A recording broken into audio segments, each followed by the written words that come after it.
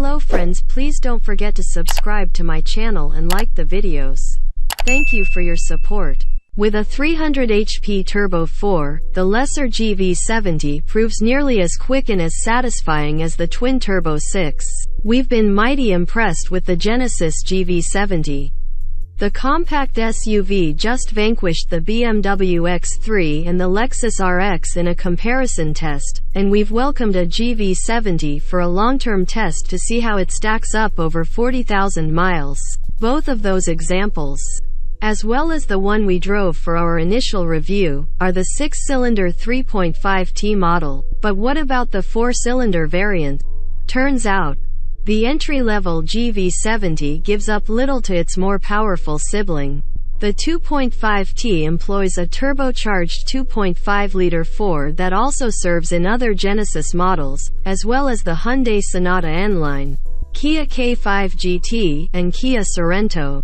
Here, it makes 300 horsepower and 311 pound-feet of torque, the latter over a broad reverend range of 1650 to 4000 revolutions per minute. That's a good bit less than the 375 horses and 391 pound-feet from the 3.5T's twin-turbo V6, but it's a strong showing for a Turbo 4. As in the GV70 3.5T, an 8-speed automatic handles the shifting duties, and all-wheel drive is standard. However, the 6-cylinder's available limited-slip rear differential can't be had here.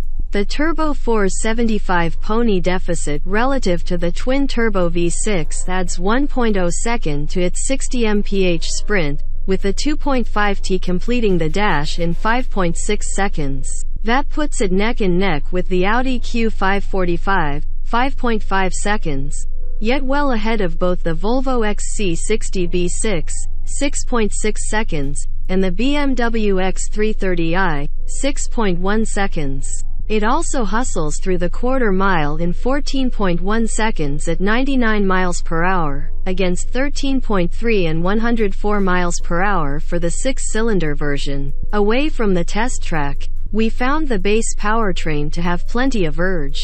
It's mostly well polished in its response, with only the faintest surging in light throttle applications over rolling terrain.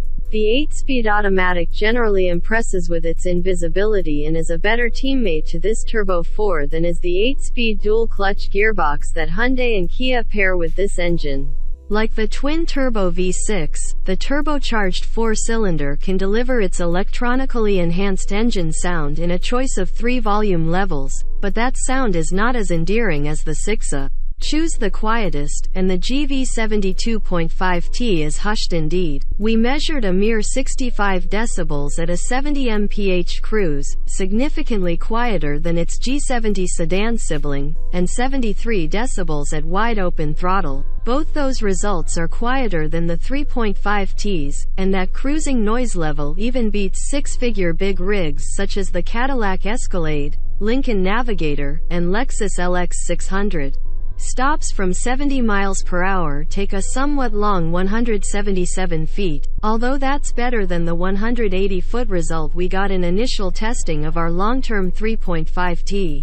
It's not as good as the X3's 175 feet or the XC60's 164 feet. Both GV70 models allow the driver to adjust brake pedal response, but we had a hard time discerning much of a difference between each car's 2 settings. As you'd expect, EPA fuel economy for the 4-cylinder GV70 is better than with the 3.5T. EPA estimates of 22 mpg city, 28 highway match were within 1 mpg of the figures for the X3 X-Drive, XC60, Q5, and Infiniti QX50. Opting for the 21-inch wheels, however, drags down the city figure by a whopping 3 mpg and the highway number by 2 mpg, putting it almost on par with the V6 version. Our advanced trim-level test car was fitted with 19s, and in our 75 mph highway fuel economy test we exactly matched the EPA's 28 mpg. That's a significant 5 mpg better than we saw in the same test with the 3.5T. Like the 3.5T, the 2.5T has Eco, Comfort, Sport, Sport Plus, and Custom drive modes. Here, they don't affect the suspension, adaptive dampers are exclusive to the V6, but do somewhat alter the character of the steering, transmission, engine sound, and brakes. The extensive adjustability is of limited value. The sport mode's heavier steering really isn't preferable with the standard setup, and that settings shift mapping is good if you're going to attack a spate of twisties, but its reluctance to upshift when just cruising will prevent most drivers from leaving the car in that mode. Although the 2.5T is missing the 3.5T's adaptive suspension, we found the standard setup to be agreeable overall. It does an impressive job of sopping up broken pavement, which is plentiful in spring in the Northeast. It doesn't have quite the stiffness of the 3.5T's sport mode but still feels more composed than most entries in this segment. On the skid pad, we measured 0.82 grams of stick, exactly matching the 3.5T. And if you're looking to unstick the rear end, the stability control can be fully deactivated. Whereas the 6-cylinder models we've driven previously were the top-spec Sport Prestige version, our mid-level 2.5T advanced test car was still nicely turned out, even in this lesser trim.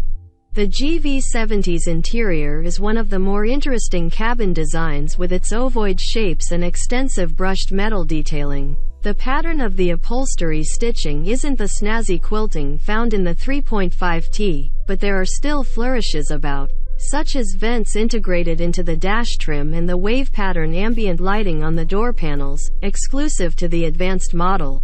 The GV70's seats have lots of adjustability, and these are more softly padded than the chairs in the 3.5T Sport Prestige. Under thigh extensions and lateral bolsters that squeeze tighter in Sport Plus mode are optional here. Like your mother, the GV70 also is concerned about your posture. After asking you to input your height, inseam, and weight, no fibbing, the Ergo Motion driver's seat will automatically adjust for your ideal posture. Although in our case, the suggested position was a wildly reclined Detroit lean, which didn't seem quite right. When it comes time for carrying cargo, the GV70 sacrifices some practicality for the sake of style. Although its 29 cubic feet of cargo space behind the rear seats is on par with competitors such as the X3, the fast-falling roofline and rounded rear profile restrict the ability to accommodate bulky items. The 2.5T models skip the 3D digital instrument cluster found in the 3.5T Sport Prestige. Instead, they have a physical speedometer and fuel gauge combined with a digital reverse sweeping tach and info display. The latter can show a digital speed readout, trip info, torque flow, and driver assist features, among other items. In the top two trims, the camera feed from the blind spot monitor replaces the virtual tach when the turn signal is activated. All GV70s have a large 14.5-inch center touchscreen. The widescreen infotainment display is asymmetrically divided, and getting what you want to appear in the smaller part of the display can be tricky. One mild irritation is that at startup, the system defaults to the rather pointless home screen that shows a clock and nothing else. The surround view monitor, which simultaneously shows overhead and backup views, is one of the sharpest we've seen and is included in the top two trims.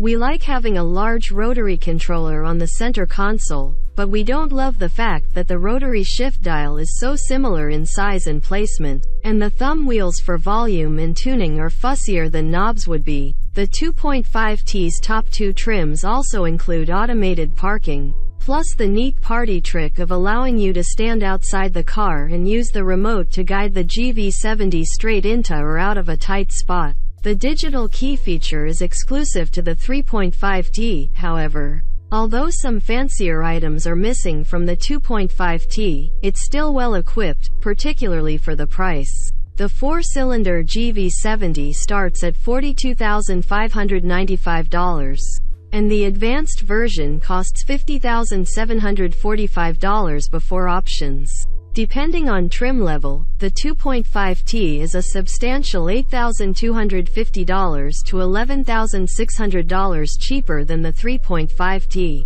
While it may be the lesser GV70, It really doesn't feel that inferior.